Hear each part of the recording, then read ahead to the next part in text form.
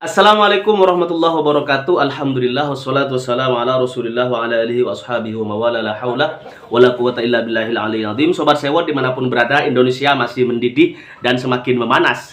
Istana dikabarkan mulai retak dari dalam nih, bukan tanggung-tanggung. Nah, mantan Presiden Joko Widodo yang selama ini tampak tenang dan kalkulatif dikabarkan naik pitam saat mendengar bocoran fakta mengejutkan bahwa ijazahnya yang selama ini menjadi sumber polemik publik ternyata dicetak ulang di kawasan Pasar Pramuka, sebuah pusat percetakan dokumen yang tidak resmi. Dan yang paling mengguncang publik adalah informasi ini, Sobat Sewot, justru datang dari kalangan internal PDIP sendiri. Nah, namun bukan hanya soal bocorannya yang membuat Jokowi murka, melainkan kepada siapa informasi itu mengalir. Pihak Jokowi mengatakan ini bukan hanya pembiaran, tapi pengkhianatan katanya. Ujar beberapa sumber internal istana menirukan ledakan emosi Jokowi dalam rapat terbatas yang tertutup. Itu sangat sering dilakukan. Nah, Sobat Sewot, Jokowi merasa dikepung dari dua arah.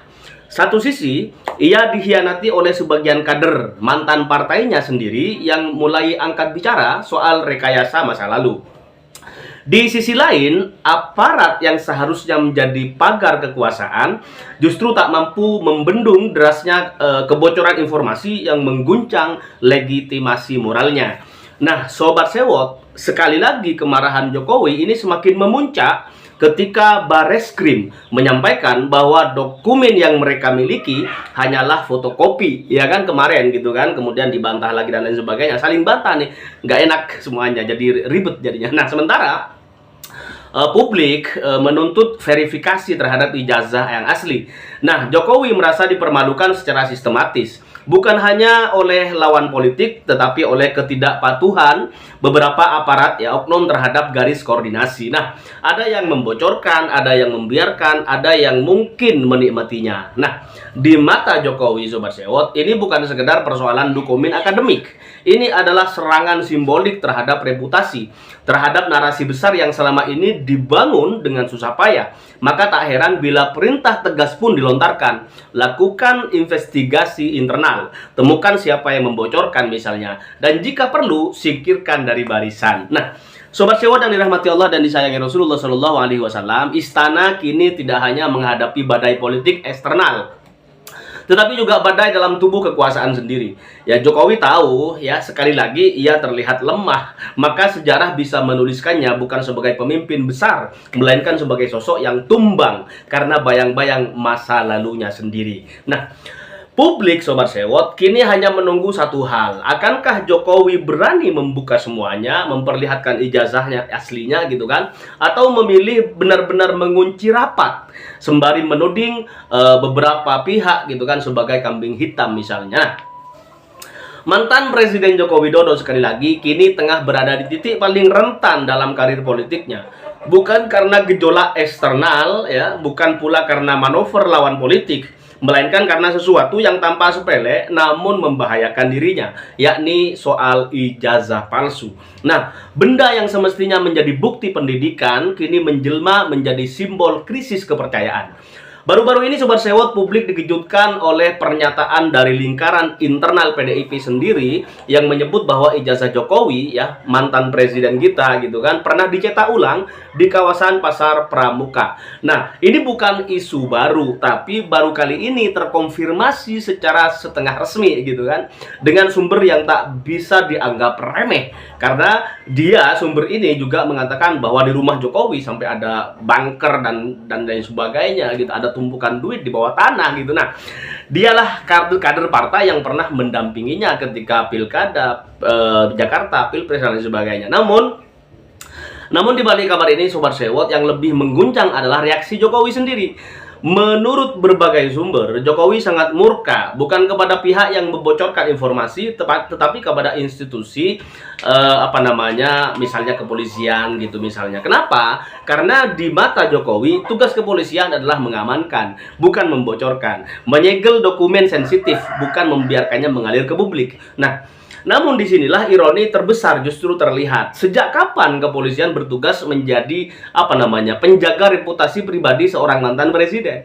Sejak kapan hukum tunduk pada narasi politik? Nah, kemarahan demi kemarahan Jokowi kepada institusi tertentu misalnya justru menyingkap satu hal, bahwa negara ini terlalu lama membiarkan hukum dijadikan perisai penguasa. Bahkan lembaga penegak hukum bukan lagi alat keadilan, melainkan alat kekuasaan. Dan ketika alat itu tak lagi berfungsi sesuai harapan, penguasa akan sangat panik, Sobat Sewot. Nah, maka pertanyaan berikutnya bukan lagi soal siapa yang mencetak ulang ijazah, ya, atau siapa yang membocorkan. Nah, pertanyaannya, mengapa kebenaran sekecil ini begitu ditakuti gitu? Nah, mengapa mantan presiden merasa harus marah ketika memang tak ada yang disembunyikan? Nah, sebagai rakyat, kita berhak tahu apakah negara ini dibangun di atas legalitas yang sah atau di atas kertas yang dicetak ulang di pasar pramuka. Nah, dan lebih dari itu, Sobat Sewot, kita juga berhak tahu siapa yang benar-benar bekerja untuk keadilan dan siapa yang hanya bekerja untuk menjaga wajah kekuasaan. Sekali lagi soal kemarahan Jokowi terhadap institusi, misalnya beberapa institusi atas bocornya informasi soal ijazah yang diduga dicetak di pasar pramuka ini, Sobat Sewot, tak bisa dilepaskan dari satu kenyataan pahit. Semakin dekat penguasa, ya kan, pada akhirnya masa jabatan, semakin besar ketakutannya pada kebenaran. Nah, oleh karenanya Sobat Sewot yang dirahmati Allah dan disayangi Rasulullah Shallallahu Alaihi Wasallam, di ruang publik reaksi masyarakat terbagi menjadi dua, ya. Sebagian mencibir, menyebut kemarahan itu sebagai drama klasik penguasa yang mulai kehilangan kendali narasi. Yang lain, ya kan, melihatnya sebagai bukti bahwa ada sesuatu yang serius yang sedang disembunyikan. Dan ini bukan lagi sekedar isu pendidikan, tapi soal integritas dasar seorang kepala negara. Nah, sementara itu Sobat Sewot, institusi misalnya, misalnya kepolisian sebagai institusi misalnya berada di posisi yang sulit. Di satu sisi mereka dituduh membocorkan rahasia negara ketika bilang ini fotokopian gitu kan. Di sisi lain mereka juga dituntut untuk netral dan tunduk pada proses hukum. Namun netralitas itu mustahil jika semua tekanan berasal dari atas. Nah, lembaga penegak hukum tak mungkin bisa menjalankan tugasnya secara objektif jika setiap langkahnya diawasi oleh kepentingan politik penguasa. Nah, Sobat Sewot yang dirahmati Allah, justru publik mulai bertanya-tanya sekarang, apakah Polri sedang dijadikan tumbal politik, ya kan, untuk mengalihkan isu sesungguhnya? Apakah marahnya Jokowi bukan karena bocornya dokumen, tapi karena hilangnya kendali atas informasi yang selama ini dikurung rapat-rapat? Nah, apalagi ini terjadi di tengah tekanan dari beberapa arah, ya kan, opini publik yang mulai sinis gitu kan, kemudian sorotan aktivis yang tak kunjung surut, dan kian beraninya kader partai untuk bicara di luar garis misalnya. Nah, dalam situasi seperti ini Sobat Sewot, Jokowi bukan hanya berhadapan dengan oposisi, tapi juga dengan bayangan masa lalunya sendiri. Nah, dan ketika seorang presiden, ya mantan presiden, marah, ya kan, bukan karena rakyat disakiti, tapi karena reputasinya goyah, maka kita tahu yang sedang ia lindungi bukan lagi bangsa kita, tapi dirinya sendiri dan keluarganya, Sobat Sewot. Nah, di saat seperti inilah sejarah mencatat siapa yang berdiri di sisi kebenaran dan siapa yang sekedar mempertahankan kekuasaan dengan cara apapun, bahkan menyalahkan aparat misalnya, atau orang lain atau oknum lain yang dulu dibangga-banggakannya. Sobat Sewot yang dirahmati Allah dan disayangi Rasulullah Shallallahu Alaihi Wasallam, akhirnya publik harus terus bersuara, karena di republik ini yang kita jaga bukan citra penguasa, tapi kredibilitas negara. Dan jika ijazah bisa direkayasa misalnya, maka bukan tidak mungkin hukum, lembaga, dan bahkan sejarah pun sedang diarahkan untuk ikut tunduk, Sobat Sewot. Kita sedang hidup di zaman ketika kejujuran bisa dianggap makar dan kebohongan dibungkus dengan protokoler. Nah, ketika rakyat mempertanyakan legalitas ijazah seorang presiden, yang datang bukan klarifikasi, tapi misalnya kemarahan gitu kan, bukan jawaban, tapi kemudian intimidasi. Nah, disinilah bahaya terbesar dari kekuasaan yang tak pernah mau diaudit secara moral. Karena selama ini rakyat diajari untuk diam, diajak percaya pada pencitraan, disuruh menelan cerita lama, padahal kertas sejarahnya sudah mulai lapuk. Dan ketika secari dokumen bernama ijazah dipertanyakan, Sobat Sewot, negara justru sibuk mencari siapa pembocornya, bukan memverifikasi kebenarannya, bukan menunjukkan ini loh ijazah asli. Nah, inilah saatnya rakyat bertanya dengan suara lantang, mengapa ijazah mantan presiden harus dicetak ulang di tempat sembarangan? Mengapa aparat penegak hukum dipakai sebagai perisai politik, bukan pelayan kebenaran? Dan mengapa kita harus takut pada transparansi jika memang tak ada yang ditutup-tutupi?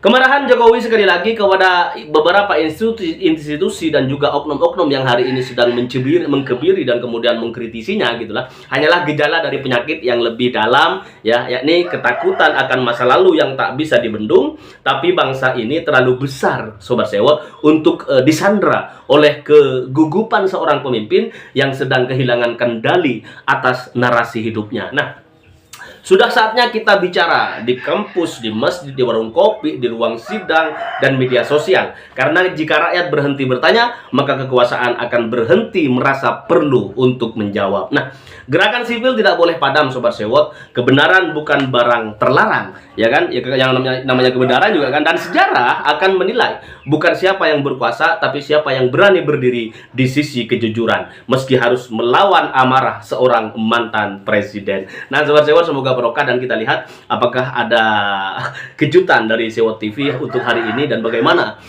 Sylvester kemudian merah muka ya kan menanggapi Roy Suryo dan pakar-pakar lainnya. Nah, ini dia buat Sobat Sewot semuanya. Sebenarnya Pak Jokowi ini gelar akademiknya ini insinyur atau bukan? Insinyur dari Universitas Gadjah Mada atau bukan? Karena dari sejumlah dokumentasi, sejumlah arsip saat Joko Widodo menjadi wali kota Solo, ini ada gelar doktorandus. Sebenarnya gitu Bang Reza, dibiarkan aja begini, ngatur napas ini, mana yang capek-capek aja, dan nggak akan putus-putus. Saya lihat ujungnya nggak tahu di mana. Karena sejak Pak Jokowi jadi pejabat pun, ini udah dibahas juga nggak diselesaikan. Apalagi udah nggak jadi pejabat, meskipun Bang Sylvester bilang Pak Jokowi memang udah nggak pejabat. Pertama, tidak lagi menjadi presiden. Yang kedua, walaupun dia pengurus di Danantara, tapi pengurus Danantara, komisaris dan direksi dianggap tidak lagi pejabat di Indonesia. Ini unik yang menarik juga. Tapi jangan sampai ya, karena dia tidak pejabat nggak boleh diperiksa kasus korupsi. Itu gawat, bubar republik ini.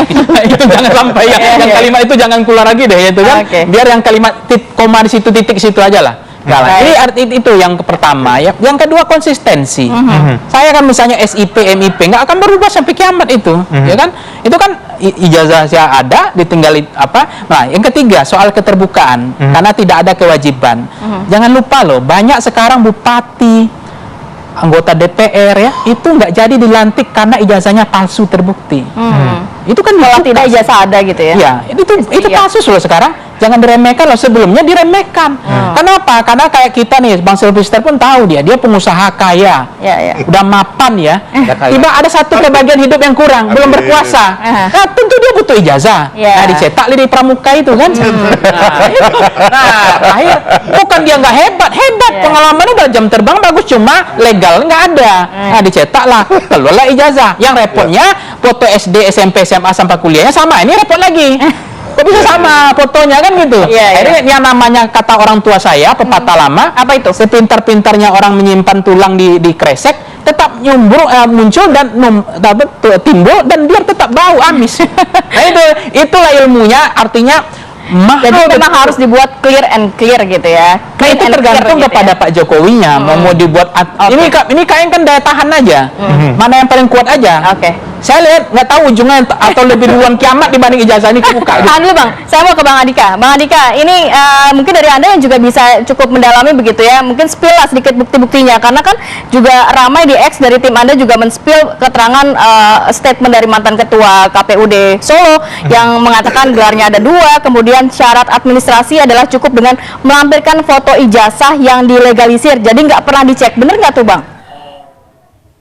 Beberapa waktu kemarin ya, kami kan juga sebelum melakukan gugatan itu kan kami juga melakukan sedikit seperti investigasi lah begitu. Jadi kami menemui beberapa orang yang dulu pernah menjadi petugas KPU. Itu ketika kita tanya, Pak, mohon maaf, untuk ijazahnya Pak Jokowi itu yang bawa dari partai atau bagaimana? Begitu. Pernyataan dari beliau itu jelas bahwa yang membawakan ijazah itu adalah dari ring 1 ya, jadi seperti tim suksesnya Pak Jokowi, tetapi bukan dari partai. Nah, kita cross check lagi ke beberapa anggota partainya, itu juga sama pernyataannya seperti itu. Bahkan kita pun juga menanyakan seperti adakah dokumen-dokumen yang mendukung bahwa kemungkinan seperti checklist dan lain sebagainya yang mendukung pada saat pendaftaran kemarin itu di KPU gitu. Yang jelas itu mohon maaf ya belum bisa kami buktikan. Tetapi tadi saya tertarik dengan pernyataan bapak-bapak yang ada di studio ya. Ini kan tidak ada ujungnya. Nah, ini saya mau spill sedikit walaupun apa istilahnya ini belum diketahui publik ya. Jadi proses peradilan gugatan kami di Solo itu kan hari ini jadwal kami melakukan replik. Nah, seminggu sebelumnya itu adalah jawaban dari para tergugat. Jawaban dari para tergugat ini menitik beratkan pada eksepsi yang mana meragukan kedudukan hukum kami, terus menanyakan juga kompetensi dari peradilan, khususnya Pengadilan Negeri Solo ya, dalam mengadili kasus ini dan lain sebagainya. Yang kami garis bawahi adalah jawaban dan eksepsi dari 4 tergugat itu hampir mirip semua. Dan 70% itu adalah membahas tentang eksepsi. Jadi melalui forum ini saya tekankan sekali lagi, ijazah ini kan sebenarnya masalah yang sepele, masalah yang sederhana. Ketika ada tuduhan ijazah palsu, ya sudah diberikan saja, dilihatkan ke publik. Tetapi yang kita tidak mau adalah ketika persidangan ini berlangsung, gugatan ini berlangsung, dan nantinya akan dikabulkan eksepsinya.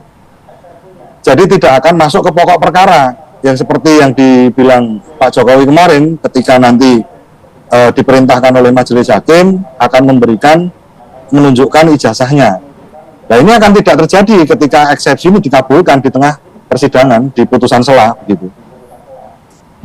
Dan ini misteri ini akan terus berjalan dan tidak akan selesai begitu. Kira-kira begitu. Oke, baik. Bang Sylvester mau nanggapi? Saya nanggapin yang tema kita gelar Joko Widodo berubah dari Dr. Andes menjadi insinyur, bahwa ini ada bukti bahwa waktu kampanye wali kota Solo gelarnya insinyur. Oke, mungkin kamera bisa mengambil gambarnya. Ini dari tim Anda ya, Bang ya? Iya. Ini dari di Google juga ada.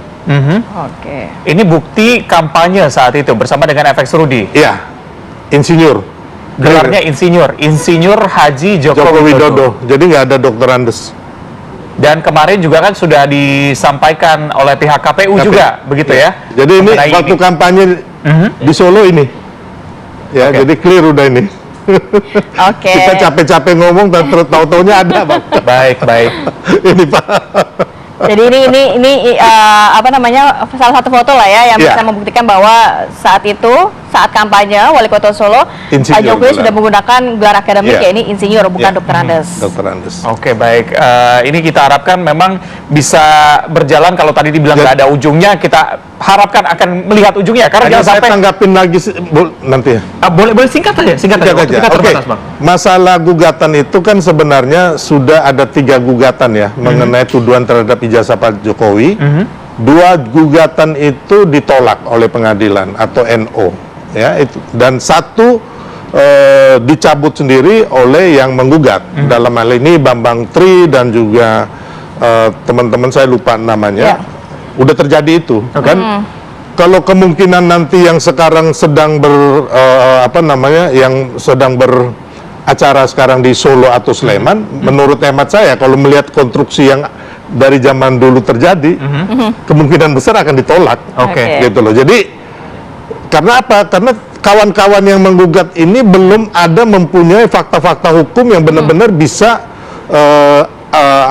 mereka gugatan ini benar-benar bisa diterima gitu loh oleh pengadilan. Oke. Baik, babak baru juga kita akan tunggu nanti karena kabarnya Barreskrim juga akan melakukan gelar perkara khusus mengenai gugatan yang ada di Jakarta. Terima kasih Bapak-bapak sudah hadir bersama kita pada pagi hari ini, baik yang di studio maupun di Zoom. Sehat selalu dan kita harapkan bisa melihat titik terang. Betul, ya. sebenarnya kan kita juga berharap ya. Sudah habis Bapak waktunya. Kita akan ke dialog.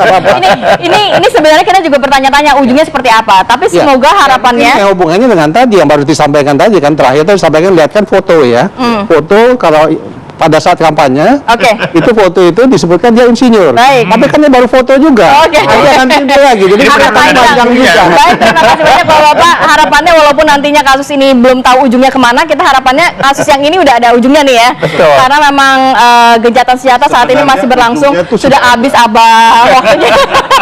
Kita harus jeda dulu sejenak. Nanti kita akan hadirkan informasi warga Iran turun ke jalan ibu kota Teheran merayakan gencatan senjata. Saat lagi tetap bersama kami. Ya, jadi betul kami mempunyai beberapa bukti ya, tetapi kan dalam kesempatan ini kami belum bisa memberikan semuanya, tetapi paling tidak kami akan bicara bahwa seperti pernyataan dari Ketua KPU Solo ya, Mas Justinus itu kan beliau setelah diperiksa dari Barreskrim itu kan bilang bahwa proses pilkada, proses pemilu waktu itu kan sudah dilalui dengan benar kan begitu. Nah ini yang jadi sorotan sebenarnya. Dalam hal ini kami sudah bersurat kepada KPU dan lain sebagainya untuk meminta data-data dari KPU tentang pencalonan Pak Jokowi begitu. Jadi seperti yang diketahui kan dalam media kan juga beredar bahwa Pak Jokowi mempunyai gelar Dr. Andes kan begitu. Itu yang bikin kan bukan yang bikin, maksud saya itu kan dalam suasana ada di pabrik Seritek ya, dan di situ kan tulisannya kan jelas gitu, Dr. Andes ya. Maka dari itu kan masyarakat bingung ini ketika Pak Jokowi ini menggunakan gelar insinyur, kemudian di foto itu ada gelar Dr. Andes, padahal di situ tidak pernah ada klarifikasi dari Pak Jokowi ataupun dari pihak Seritek begitu. Nah ini kan menjadi kebingungan, maka dari itu kan berpijak dari hal itu kami kan menanyakan melalui gugatan kepada KPU gitu. Dan tadi yang permasalahan sempat disinggung sedikit ya, bahwa tidak ada aturan bahwa seorang warga negara menunjukkan ijazah ketika ditanyakan. Jadi melalui forum ini itu saya tadi pagi kan juga cari-cari bahan. Jadi nanti tolong dicek ya. Jadi ada putusan Komisi Informasi Provinsi Kepulauan Bangka Belitung. Itu pada 19 Juni 2025.